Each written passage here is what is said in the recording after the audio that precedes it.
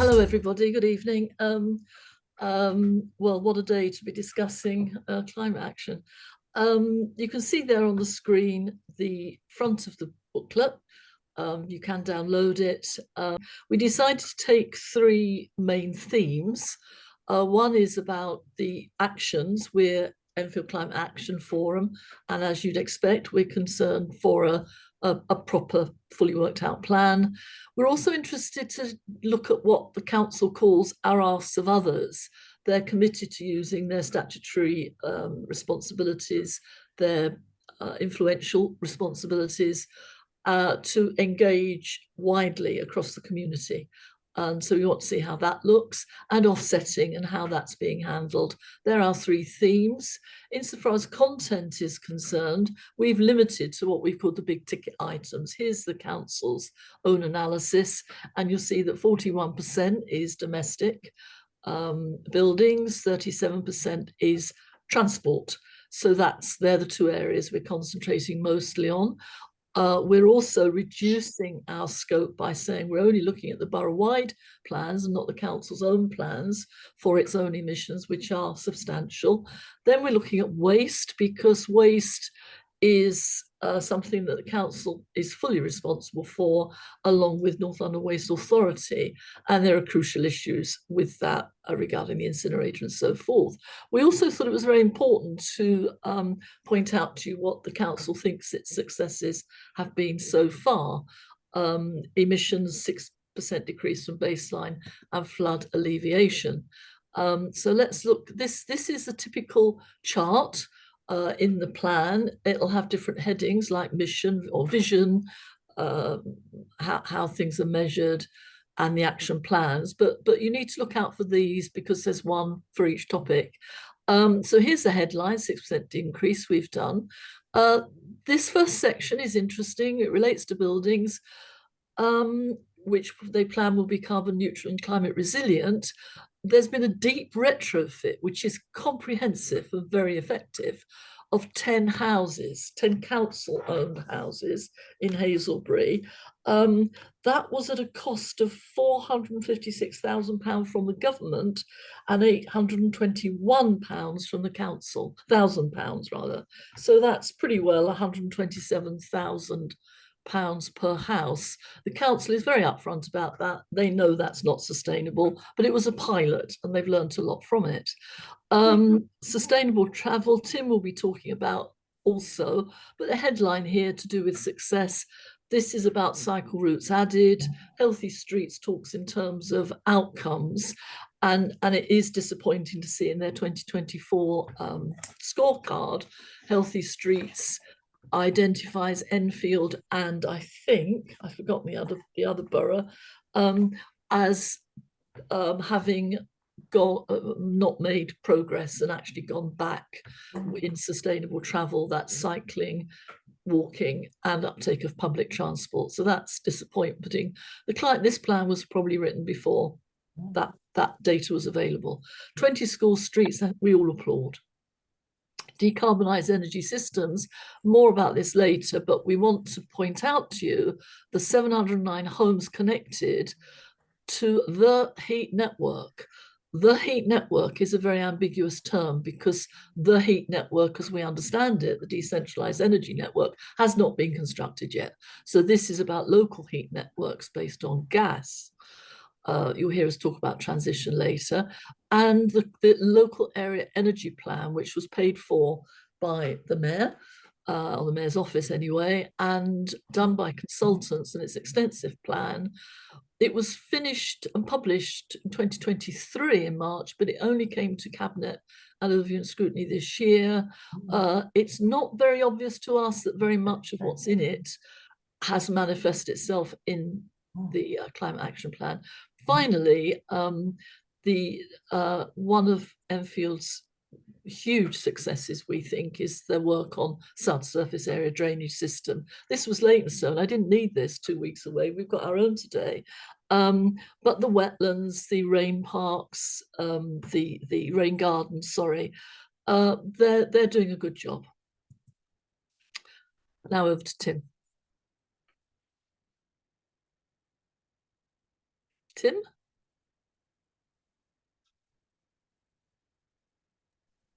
Is Tim there? Thanks. Yes, I am. My apologies. Okay.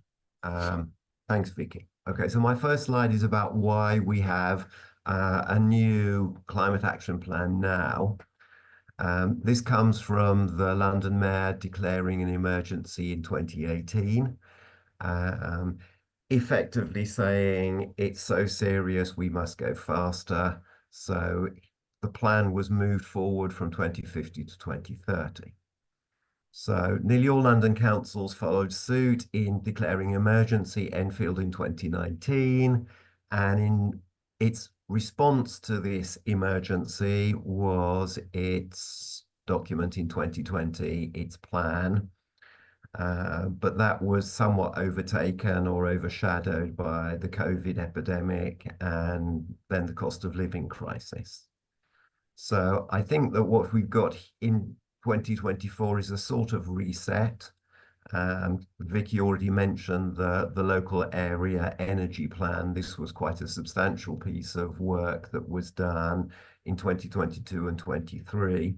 And whilst how it emerges in council thinking is not clear, as she says, it certainly gets quite a lot of mention and discussion in the document.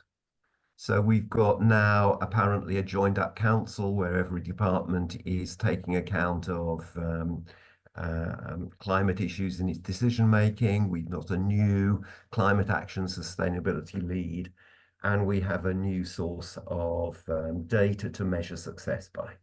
Okay, new slide. So what the CAP covers, it's greenhouse gas emissions. That's the key focus from the Paris Agreement to our own Climate Change Act. But it is specifically energy emissions, gas, electricity, and transport fuel, and waste, although some aspects of waste that are under discussion and have been for some time. We're only concerned with emissions created in Enfield. That's to say, when you switch on your boiler to heat your home, and use of electricity in Enfield, albeit that the emissions in its production occur elsewhere. So that's the so-called scopes 1 and scope 2. An important area of emissions that it gets quite a lot of discussion in the document, but is excluded from the plan, is so-called consumption emissions. That means all the emissions that are created in bringing into being the products that we consume here in Enfield, wherever they may come from. The GLA has produced some data on consumption emissions, which breaks it down by London Borough. It focuses on 4 priority areas: food, clothing, electrics, and plastic. Each of those priority areas has an information sheet which they are addressed to the London councils, and they are, since 2022, encouraging the councils to develop communication programs and distribute information about how we go about reducing our footprint in these areas.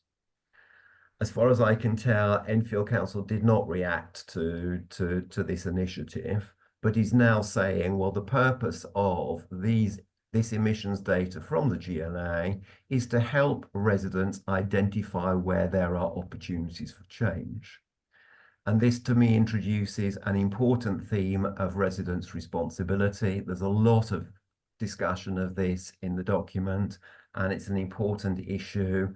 The council is saying a lot depends on us. Okay, next slide. All right, so the emissions are measured by a data set called LEGI, London Energy and Greenhouse Gas Inventory. It's produced annually, 2 years in arrears. It's broken down by London Borough. It's publicly available, in contrast to the previous data set that the council was using. And it shows very clearly there are 2 standout items on the Enfield page, which are road transport, fossil fuel, and domestic gas, as Vicky's already said. So next. So the council has a vision. It's going to achieve net zero by 2030 for council operations, and by 2040 for the borough as a whole. But it's not going to achieve this 100%.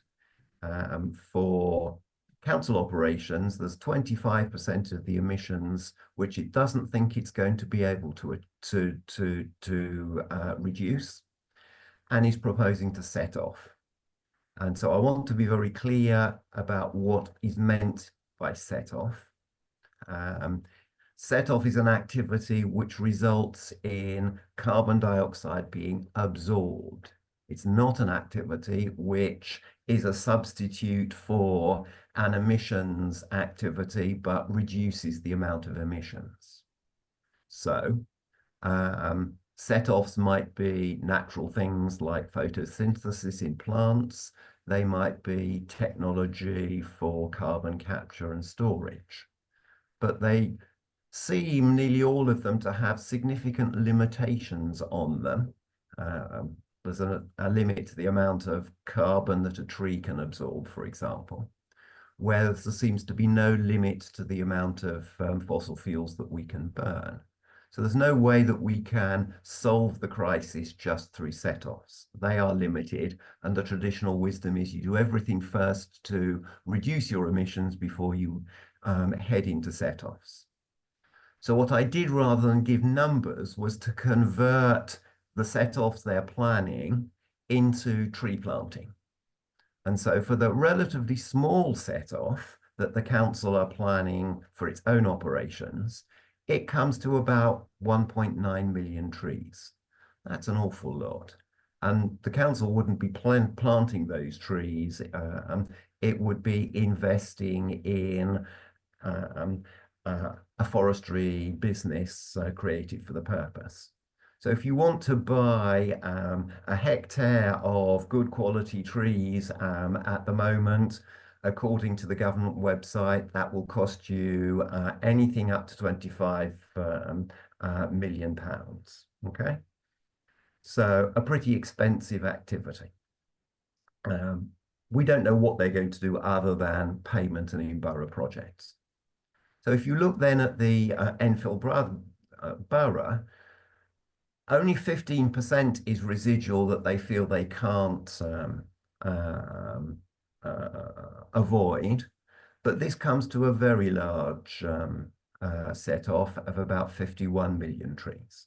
So again, it gives you the idea of there's a lot that they haven't covered, and raises questions about why should we be thinking about costly set-offs when further reductions after 2030 and after 2040 may well be more than possible. All right. So next slide, please. Okay, so what are the actions proposed? Well, the fact that we've got this calculation with set-offs needed shows that the council have done some calculations to see how they're going to get to their endpoint, but we're not given the workings. The CAP 2020 tried to match actions, say the number of heat pumps installed to replace boilers, against the emissions reduced as a result of the actions. But in 2024, that approach is no longer envisaged. What we have is target reductions for 2040, and then a list of possible actions that can be taken, a sort of shopping list. And by way of sort of excusing this approach, they say, well, first of all, it's a long plan. It's just our best guess as things stand at the moment. But of course, all of these plans are long term, and the usual way to address that is to break them down into shorter time periods and deal with the next 3, 4, 5 years with specific actions, and then plan your next period during that time. And then they're saying, well, of course, we can't take any action unless we have a realistic and costed plan for delivery. And so I would say, well, look, you declared an emergency back in 2019, and what, you still don't have a realistic and costed plan for delivery? Okay, so where's the urgency? All right, so to me, this is really a plan to make more plans as opposed to a specific action plan. So next slide. All right, so another area of limitation is the so-called conditions for success of the plan. So each of the action areas has specific lists of conditions, and but they all boil down mostly to government action and funding, which is no surprising. Increased powers for councils, which I guess is also unsurprising. And maybe they have some optimism they'll get some of these things with the new government now. I'll underline the other one, help from residents, which we've already mentioned, organizations and businesses in delivering impactful emissions reductions. So a condition for success is we, the residents, have to deliver impactful reductions. And this is the first time I've seen this as far as Enfield is concerned. And then another condition, I'll just read it out. I think this is quite nice. Understanding that our current way of living is leading to the climate change that we are already experiencing. And some change in our way of life is inevitable. So I think we agree with that. The Climate Action Plan seeks to make this transition in the best way possible. Maybe that's something we should discuss later. Next slide. All right, so now we come to one of the substantive areas, road transport.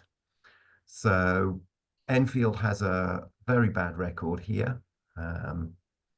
We have the second highest level of road transport emissions amongst London boroughs, and have held that record for the last 3 years.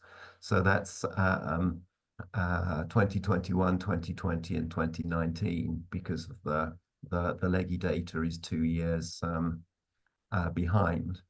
And it looks from mileage data as if we're heading for an even higher emissions level for 2022. We know the strategy for net zero here is nothing very surprising.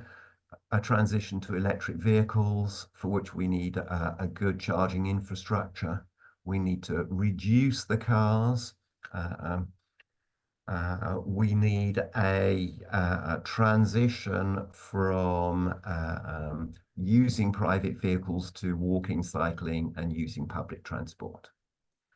And one thing that the local area energy plan does here is to give some specific proposals to Enfield, which we don't know to what extent they're agreeing with them. So they think that by 2040, we should have 90% of vehicles in Enfield electric, due to the national policy of banning new petrol cars. And so we've heard recently that the current government is going to move back to the 2030 date on that, with the exception of hybrid cars, and because the market will have matured significantly. But they also say, in order to achieve this, we're going to need 3,700 smart chargers, when at the time they were preparing this plan, Enfield had only 100. So it's quite a big and expensive investment there. They say, if we're going to reduce car numbers, we need strong measures, and that includes a lot more buses and private hire cars. And they want us to achieve a 60,000 reduction in car numbers. That's about 35%. That would be great. Can't wait. Okay. Reducing cars gain space with car parks and roads that we don't need so much. It reduces air pollution. It reduces commuting costs. It improves health.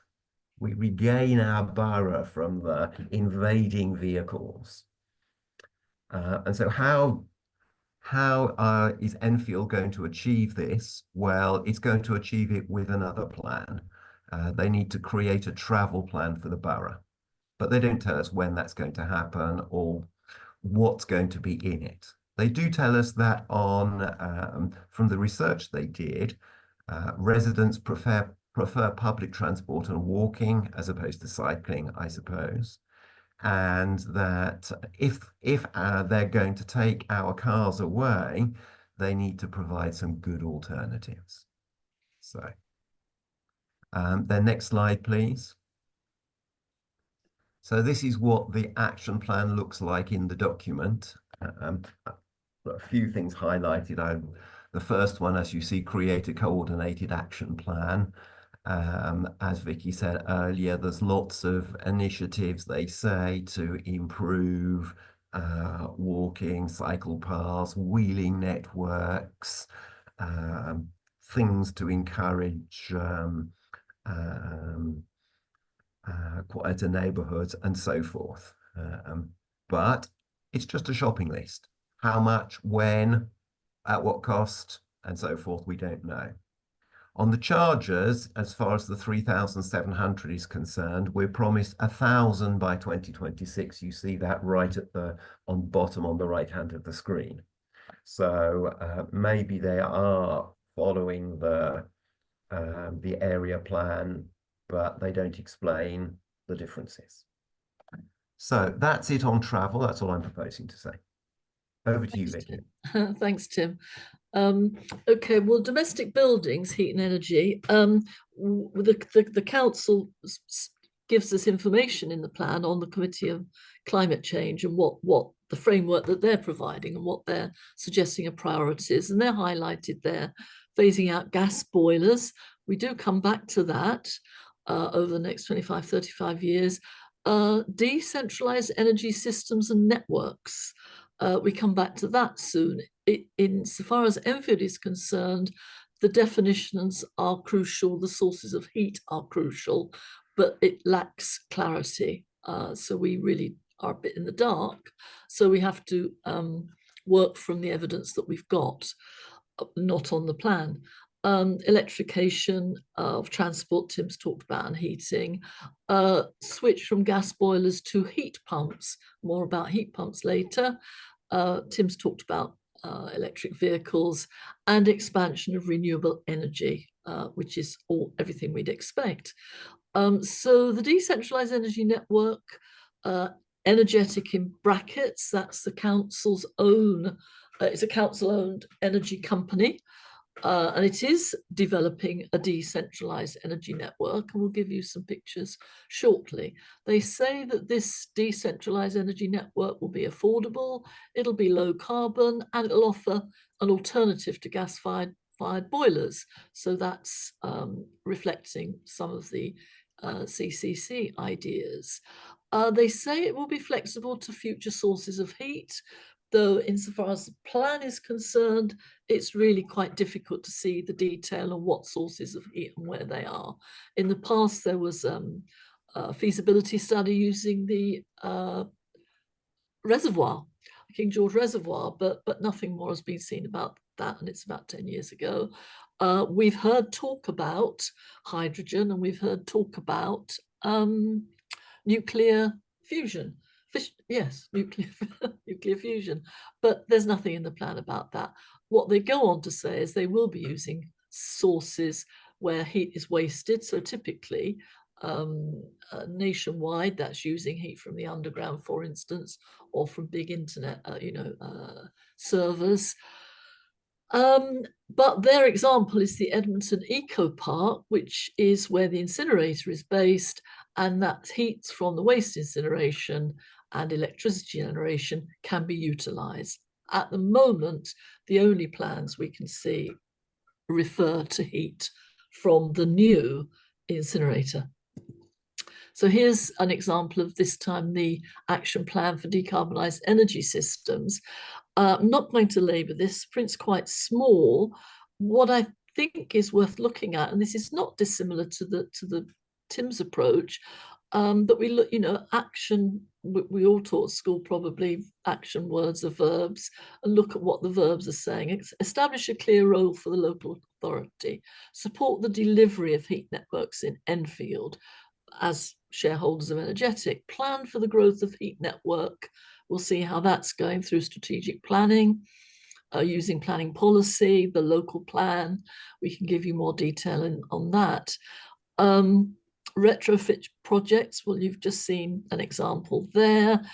And connecting to the heat network such as it is. We don't really know with any clarity. And then access to low carbon and renewable energy. Well, let's just go back here. Engage with public, undertake a review of council owned, identify, support and promote schemes.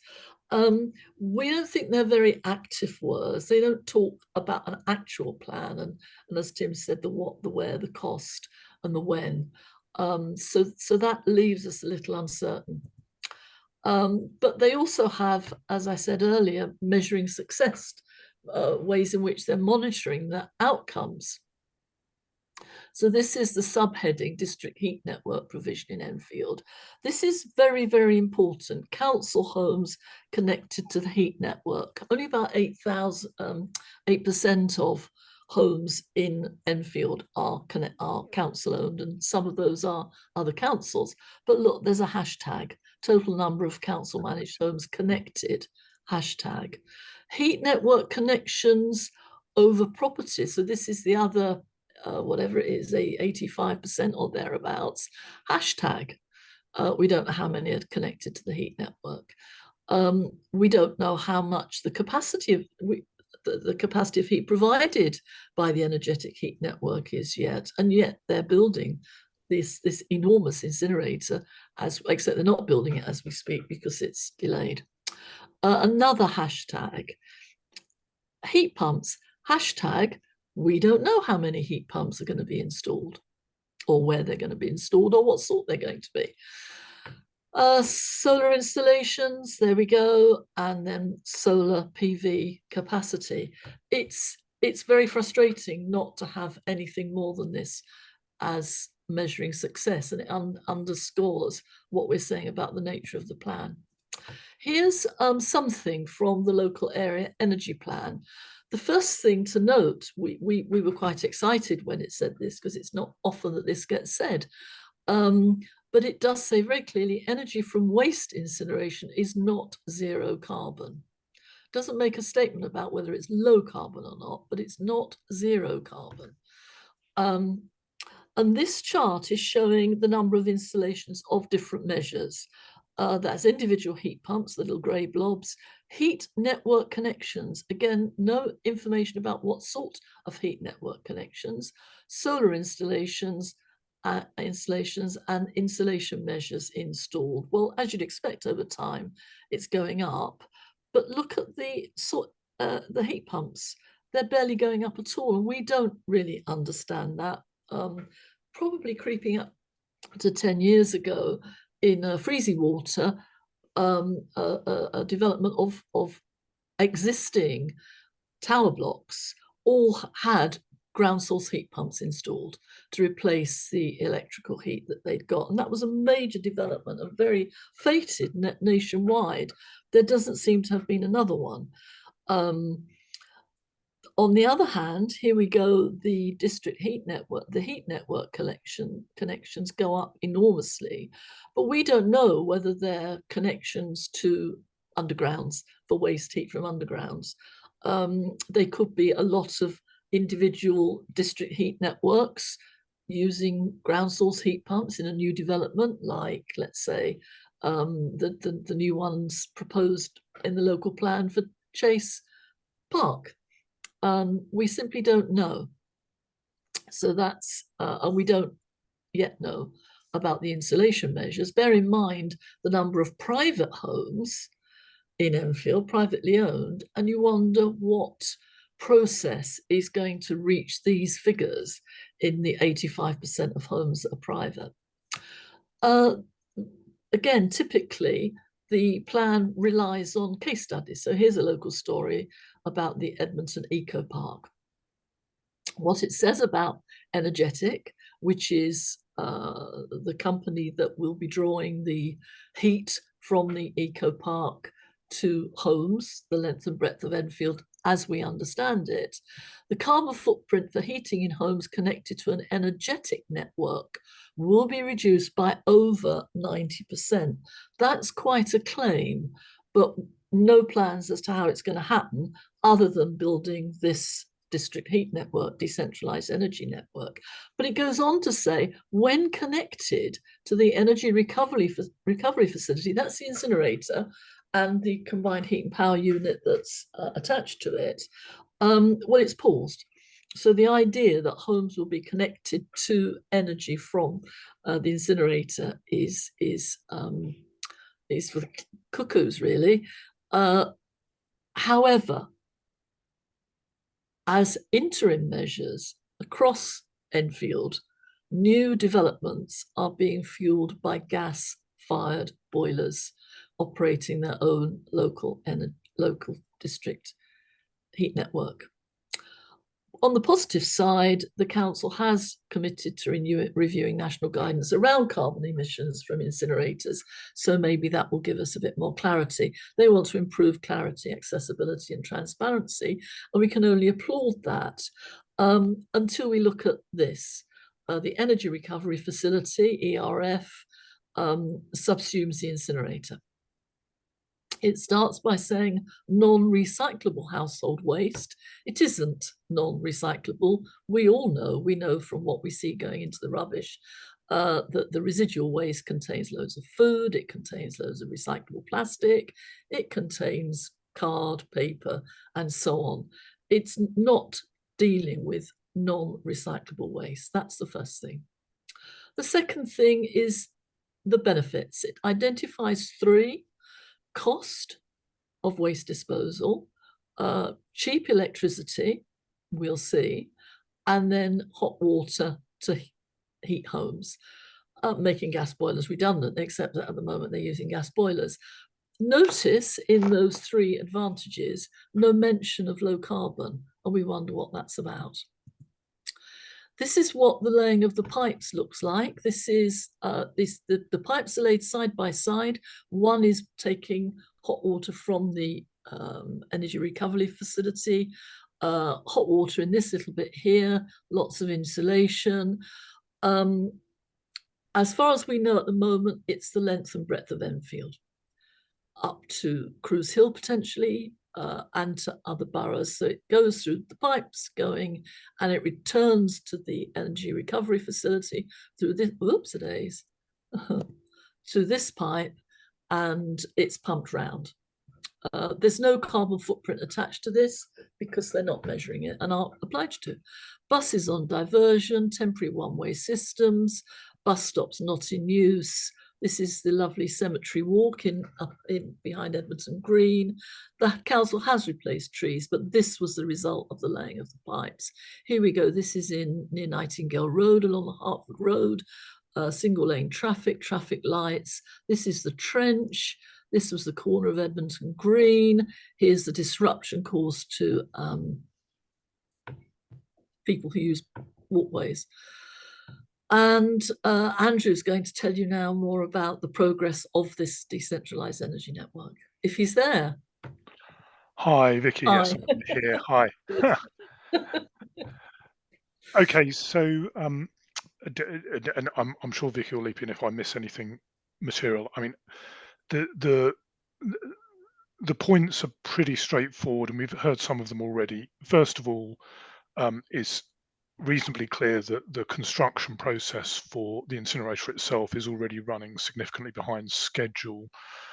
So at the moment, incineration is, as Vicky has said, coming from gas boilers, and indeed, one of the things that appears to be the case is that there is significant infrastructure investment in the backup for the incinerator, which will still involve a combined heat and power system powered by gas. So I think it's, to some degree there is a degree of uncertainty about the extent to which you this approach to getting energy from waste is sustainable as a way of generating energy and heating and hot water for a district network system without that kind of backup.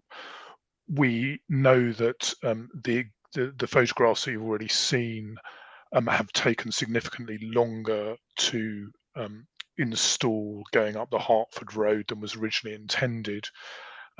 And the next phase of laying the pipes, so these are the insulated pipes that carry the hot water that provide the heating to the connected homes.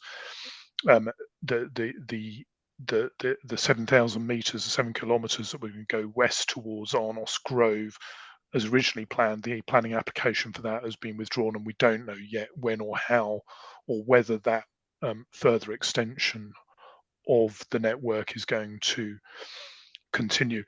These things matter because for a couple of reasons. One was the slide that Vicky's already shared, which suggests that you actually need very high numbers of connections in order to actually achieve some of the climate action plan outcomes. But we also think you need the business model for energetic needs lots of connections for the finances of energetic and the company itself to stack up, and that seems to be going really incredibly slowly at the moment.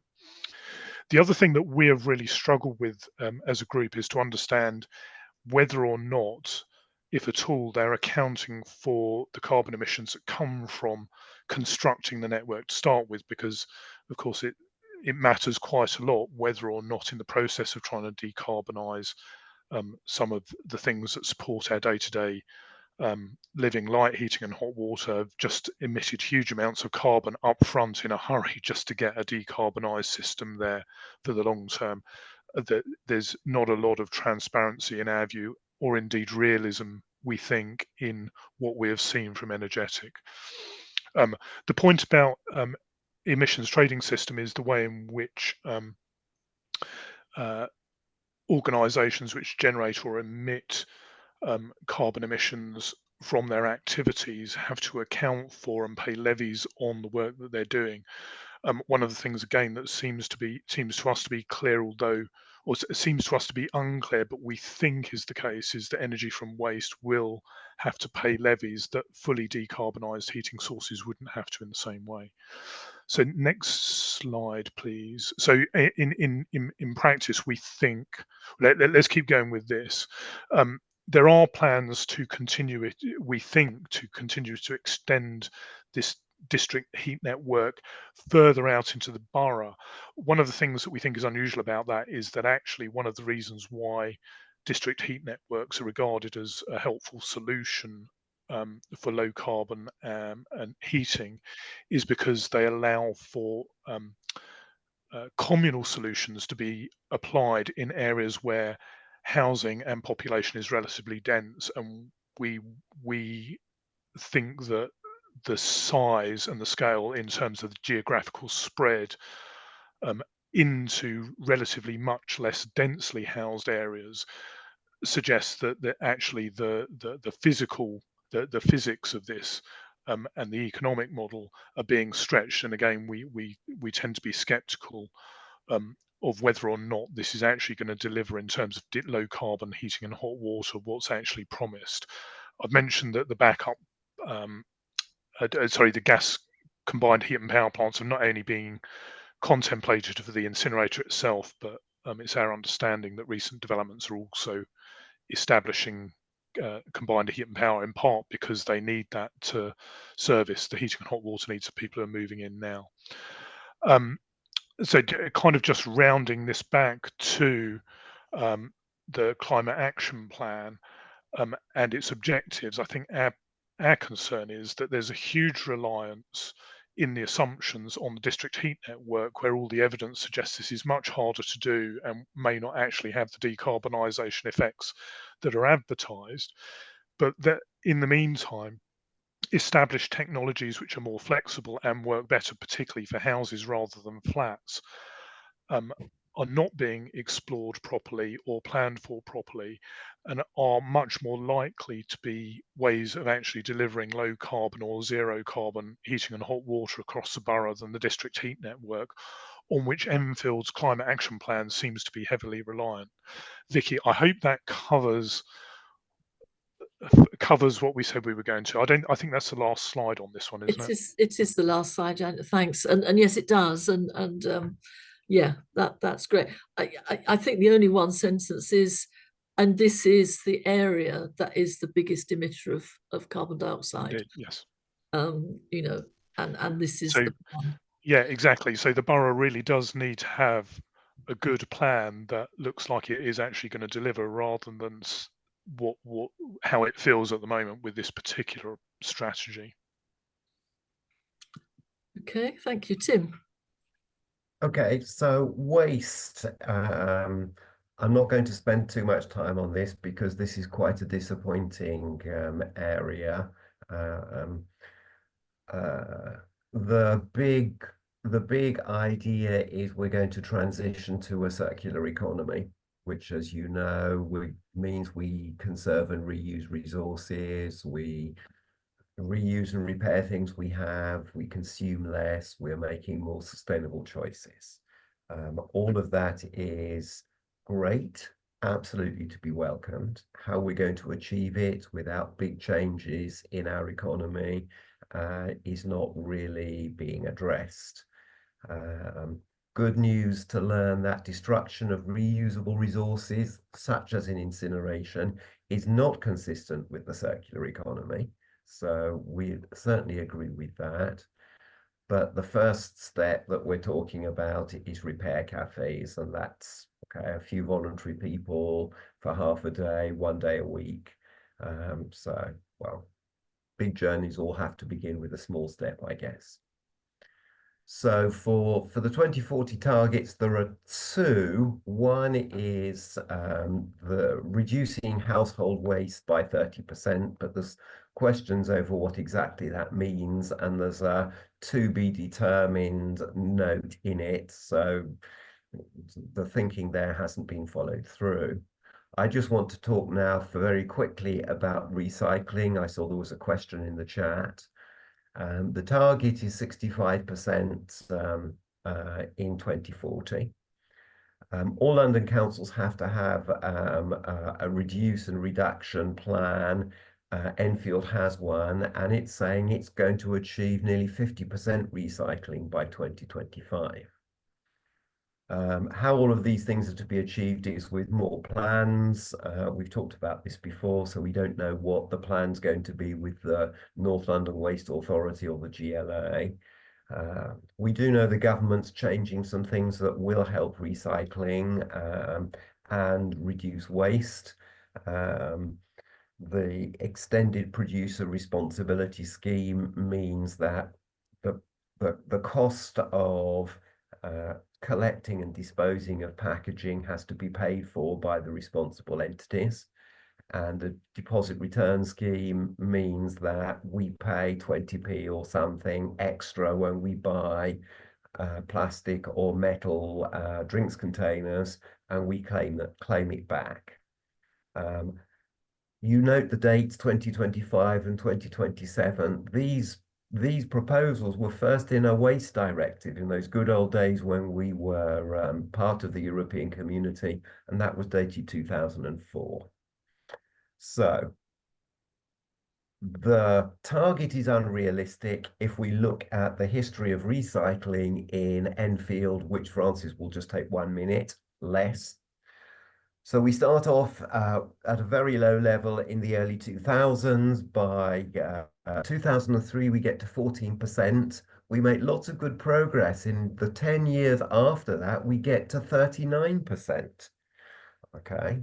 But in the 10 years following that, 2023, it's been a history of decline. Not quite as much in its rate as the growth to 2020 to 2013.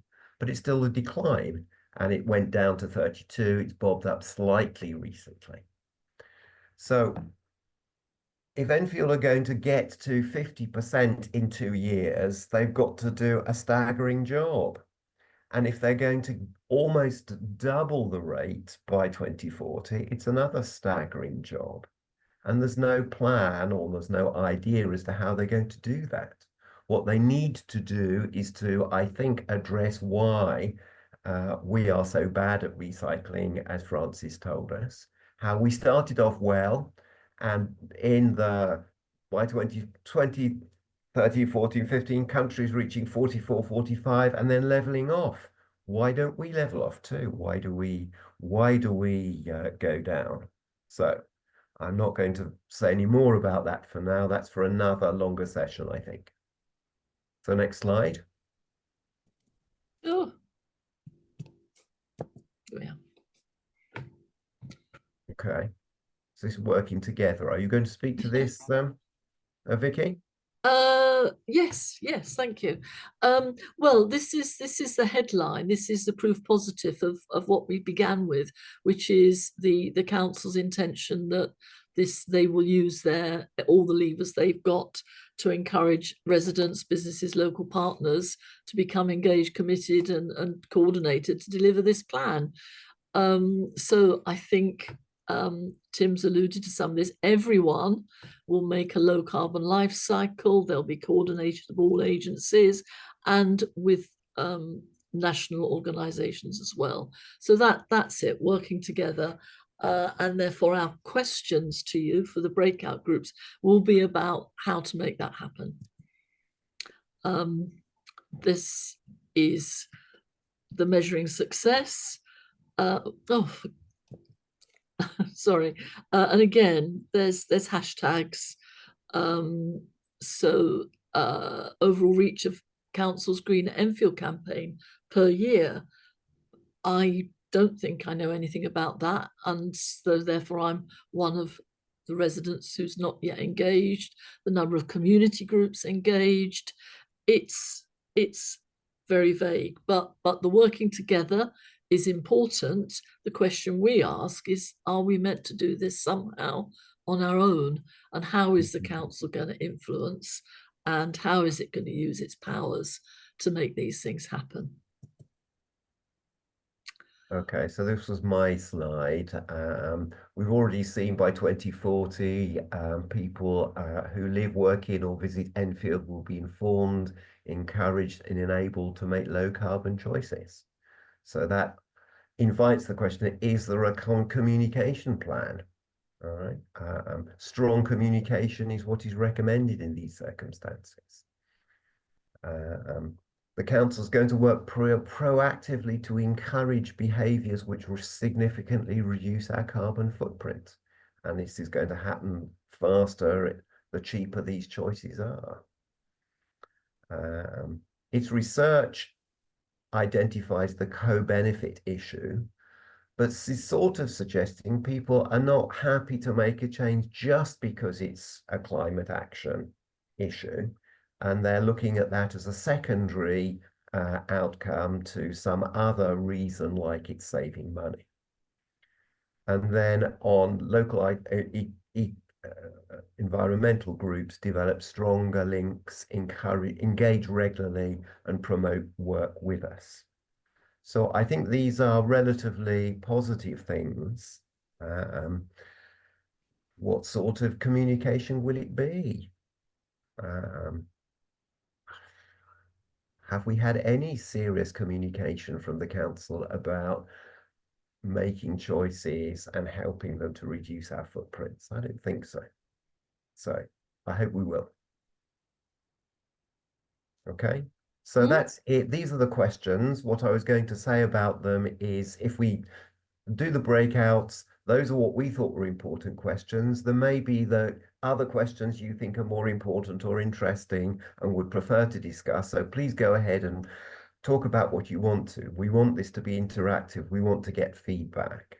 And it would help a lot to have an email address in the chat if we don't get to some questions that have been put there before the end. So that's it from us.